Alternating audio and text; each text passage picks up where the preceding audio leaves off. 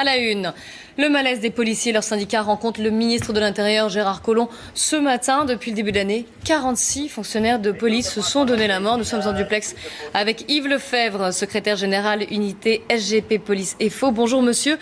Qu'est-ce que vous attendez concrètement du ministre ? Bonjour.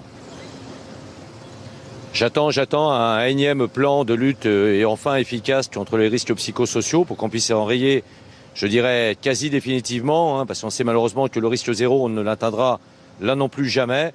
Mais des mesures fortes, des mesures qui tendent aujourd'hui à permettre à nos collègues policiers de concilier vie professionnelle, vie familiale, vie sociale tout simplement, de permettre aussi des mises en place particulièrement nécessaires en matière de médecine du travail, en matière de médecine de prévention.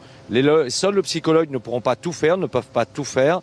Et on a aussi, n'en déplaise à beaucoup, un grave problème de management. Aujourd'hui, l'outil de management n'est plus adapté aux impérieuses nécessités du terrain. Yves Lefebvre, une mesure très concrète. Comment pourrait-on améliorer dans les commissariats, notamment la détection d'un policier, d'une policière fragile ? Et tout simplement, je vous l'ai dit, à travers une visite médicale obligatoire tous les ans. Aujourd'hui, on a un décret qui date de 1995 qui prévoit une visite obligatoire tous les 3 ans.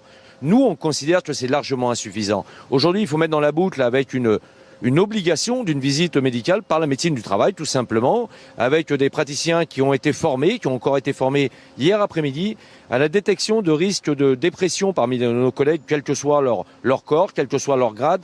Et ça, c'est d'une impérieuse nécessité. Aujourd'hui, on est, dès lors que le psychologue est consulté, et fort légitimement d'ailleurs, derrière les chefs de service qui ne peuvent pas faire autrement, il faut savoir le reconnaître, prononcent très souvent des mesures de retrait de l'arme chez le policier. Nous, on considère qu'avec un suivi de la médecine du travail, nous pourrions avoir des moyens, des traitements qui n'aboutiraient pas parfois à ce qui peut être malheureusement considéré par bon nombre de nos collègues comme une dégradation de leurs conditions de policiers à travers le retrait de l'arme. Donc il y a toutes des mesures à prendre. Il faut arriver à une obligation, c'est pas normal. Justement, monsieur, je rebondis sur ce que vous dites. On entend depuis ce matin sur l'antenne de CNews ce témoignage d'une fonctionnaire de police que nos équipes ont rencontrée et qui, une fonctionnaire de police plutôt dans un état fragile et à qui on a retiré son arme. Mais vous ne pensez pas quand même que c'est une mesure de protection à la fois pour elle et pour ses proches ?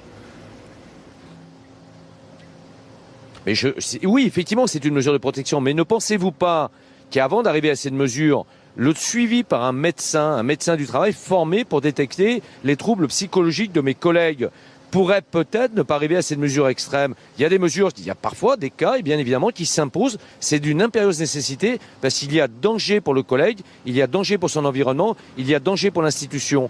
Mais dans d'autres cas, qui sont fort heureusement plus nombreux, on peut trouver des systèmes, je dirais, intermédiaires et qui permettraient, je dirais, aux policiers de mieux se confier. Aujourd'hui, il y a un fossé qui se creuse entre la consultation du psychologue par mes collègues policiers et derrière la mesure qui est prise, qui est parfois, sans doute peut-être à tort, considérée comme étant dégradante, quand bien même je considère que c'est une mesure qui parfois s'impose parce qu'elle est préventive.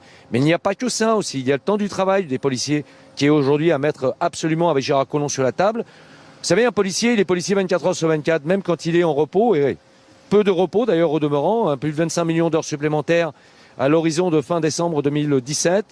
On doit aujourd'hui considérer que le policier, même si le métier de policier n'est pas la seule cause du suicide, c'est un facteur d'aggravation du risque de passage à l'acte. Et un policier, il pense à son métier 24 heures sur 24, qu'il soit en service, qu'il soit en famille. Et aujourd'hui, il faut qu'on puisse concilier enfin une vie professionnelle et une vie familiale, sociale, associative, qu'il y ait autre chose que le métier du flic et que pour ça, il puisse avoir des temps de repos, ce qu'il n'a plus depuis trop longtemps.